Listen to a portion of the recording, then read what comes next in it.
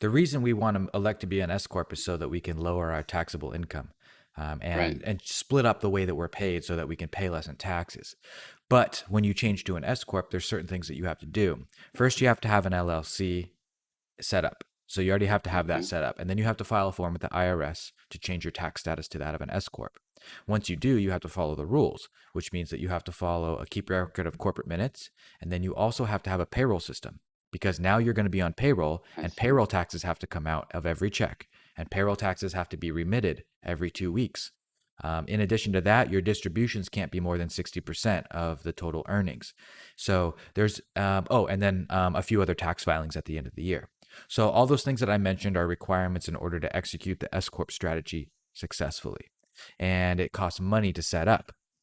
What that costs is about $2,000 to $5,000 just to get it set up so that it's available for you to use.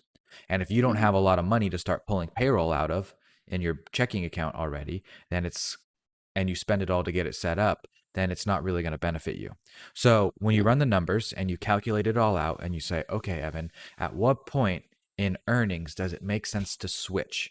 At what point does it Mhm. make sense to switch to an S corp and spend the money? How much will when will it save me more than what I spent? And that's at around $50,000 in profit. It's a little bit less, but I chose the $50,000 mark because it gives you a little bit of padding to get everything set up.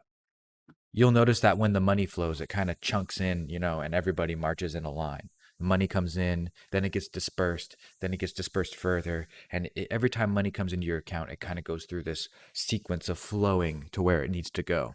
And so when you have $50,000 in profit, switch to an S corp.